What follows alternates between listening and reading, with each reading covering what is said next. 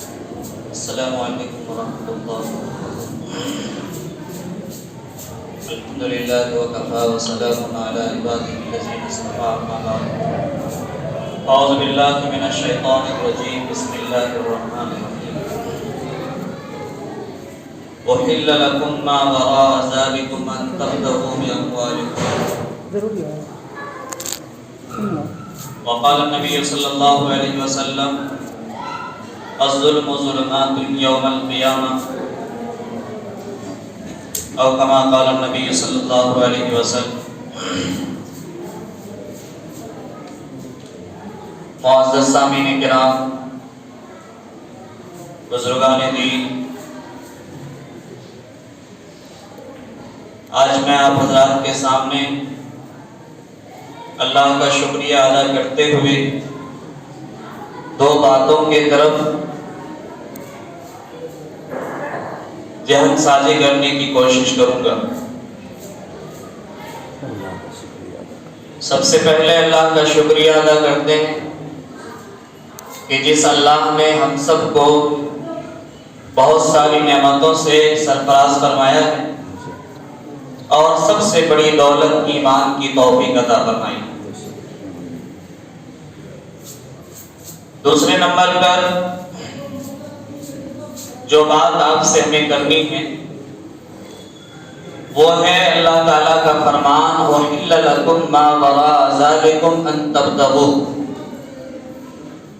تمہارے لیے اس کے علاوہ عورتیں حلال ہیں بشرطے کہ مال دے کر طلب کیا گیا، مال کے ذریعے سے طلب کیا جائے۔ اللہ تعالیٰ نے محرمات کا تذکرہ کیا ہے کہ کن کن عورتوں سے نکاح کرنا حرام ہے۔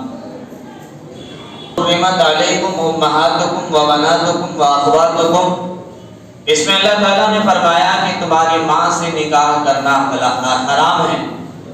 اسی طرح سے ماں کی بہن سے، پھوپھی سے، خالہ سے، بھانجی سے، بھتیجی سے، رضائی ماں سے، رضائی بہن سے، اور اوپر تک دادی، پردادی، اور نیچے بیٹی، پوتی، اور اسی طرح سے جو بیوی کے رشتہ دار ہیں، جس طرح سے اپنے طرف باپ کی ماں، دادی، پردادی وغیرہ سے نکاح کرنا حرام ہے، ایسے ہی بیوی کے ماں سے، ان کی دادی سے، ان کی جو ہے اوپر تک جو نسل ہے یا ان کے نیچے تک نسل، ان سے نکاح کرنا حرام۔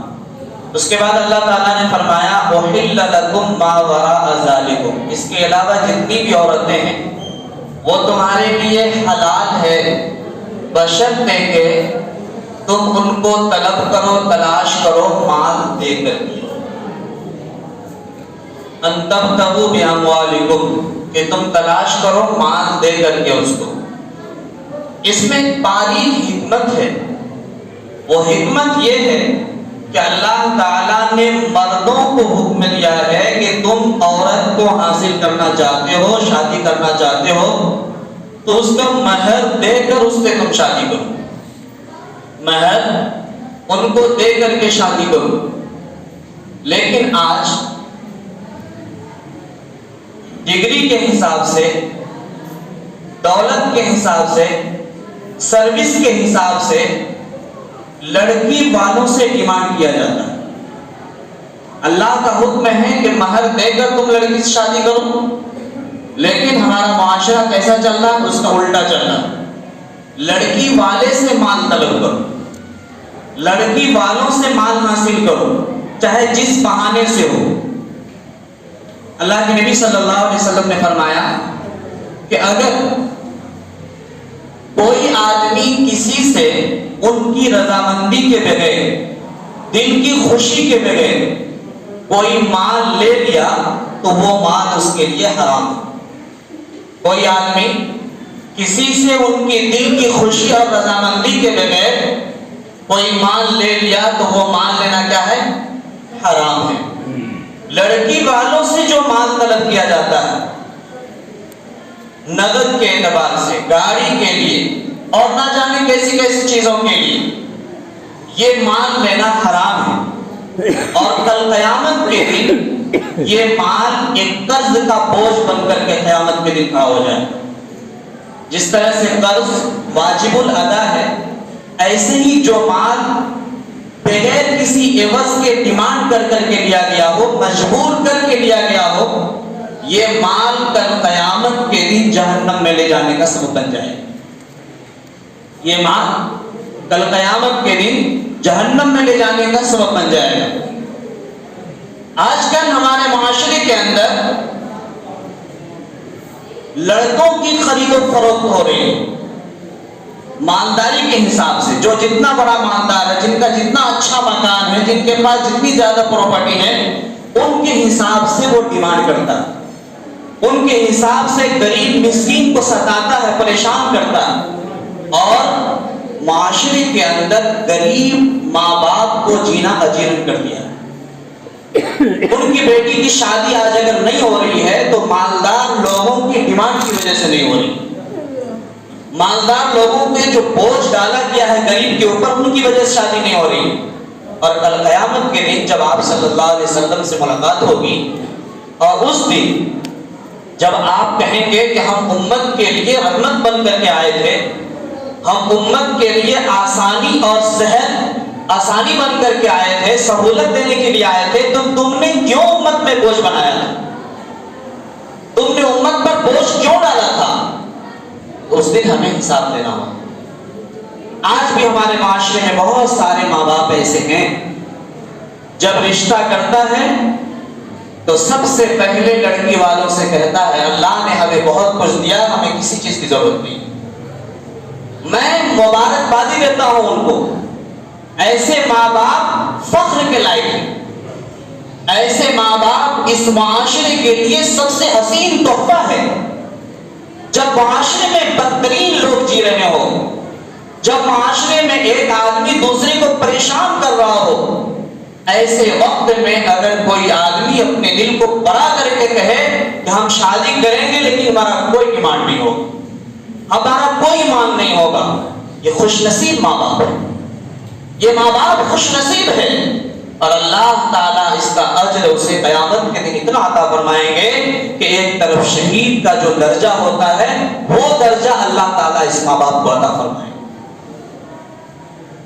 آپ صلی اللہ علیہ وسلم نے فرمایا کہ میری سنت جب مٹ رہی ہو اور سماج کے اندر فساد برپا ہو، مصیبتیں آ گئی ہو، ایسے وقت میں اگر کوئی میری سنت کو زندہ کرتا ہے تو 100 شہید کا ثواب اس کو ملتا ہے، 100 شہید کا ثواب ملتا ہے۔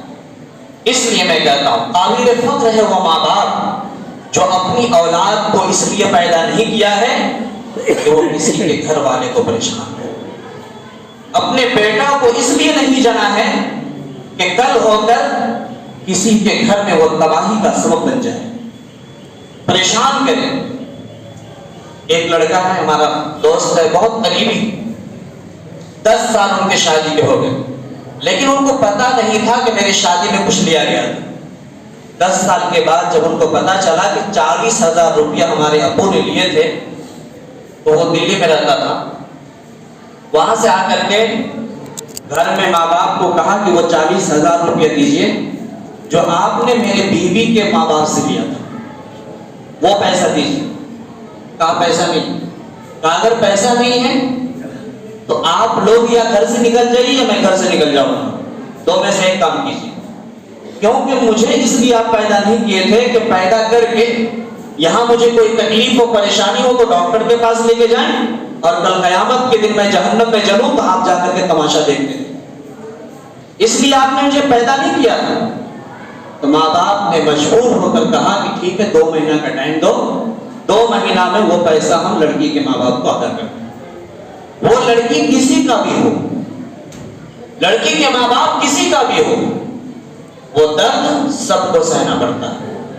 پوری زندگی کی کمائی ایک بیٹی کی شادی میں خرچ ہو جا رہی ہے۔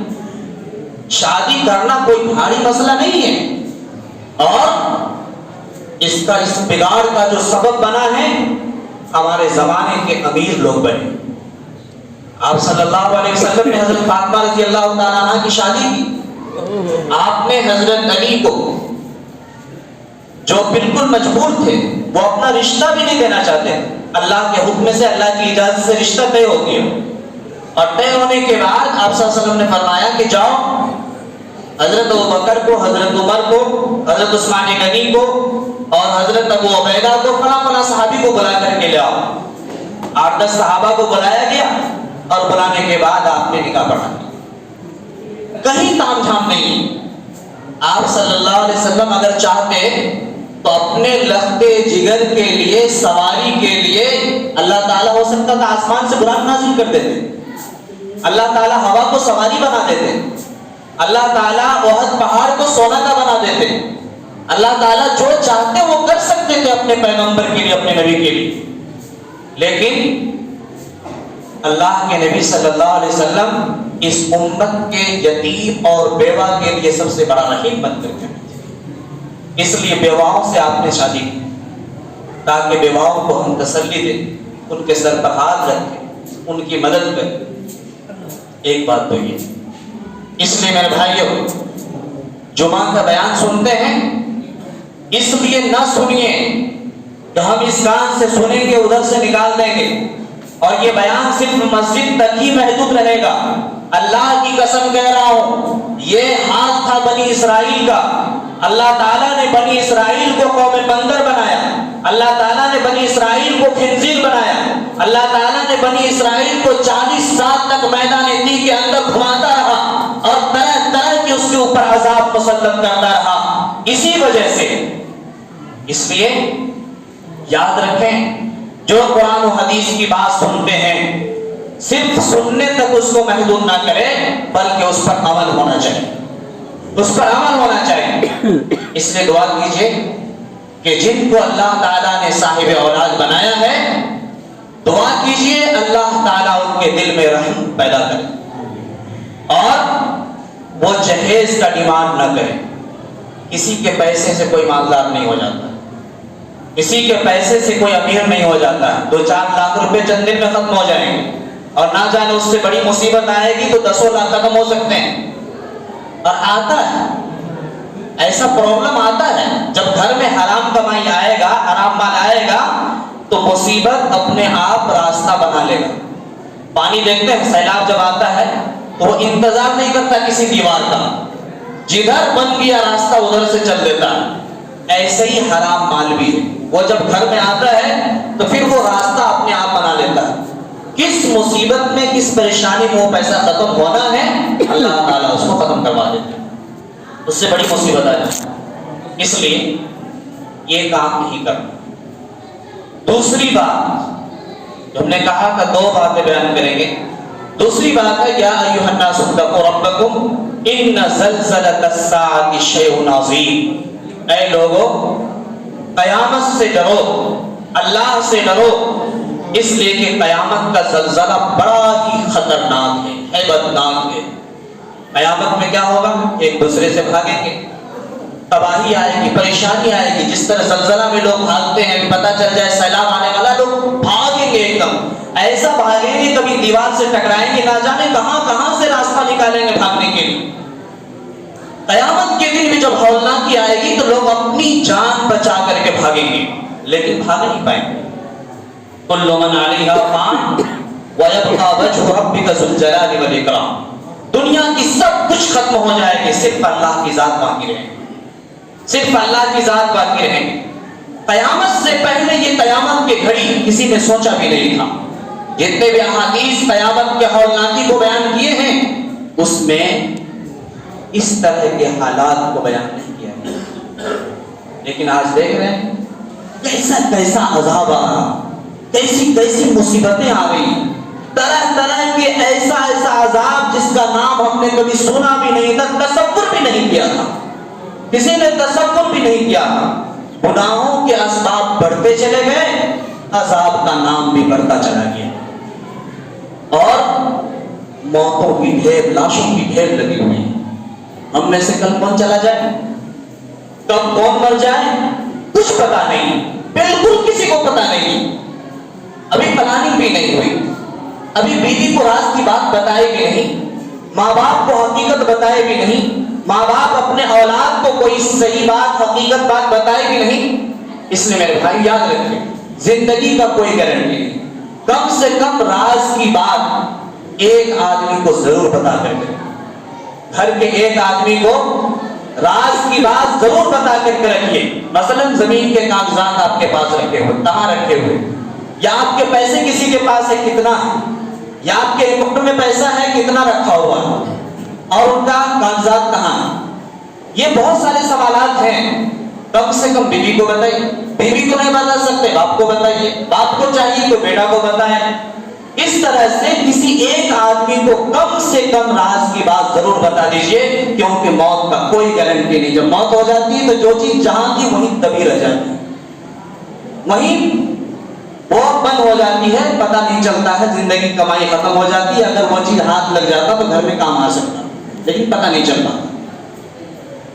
اس لیے قیامت کا ہولناک منظر جب آئے گا تو دودھ پلانے والی ماں اپنے بچے کو بھول جائے گی، حاملہ عورت اپنے بچے کو اس دن کی سختی سے جل دے گی، بڑا ہی خطرناک زلزلہ آئے گا۔ اس دن ہم سب کو کھڑا ہو کر اللہ کے سامنے حساب دینا ہے، ایک ایک پل کا، ایک ایک روپیہ کا، ایک ایک زندگی کا، ایک ایک دن اور ایک ایک رات کا ہم سب کو حساب دینا۔ اس لیے اللہ کا ڈر ہمارے دل کے اندر ہونا چاہیے، جو اللہ سے ڈر گیا ان کا زندگی بیڑا پار ہو جائے گا۔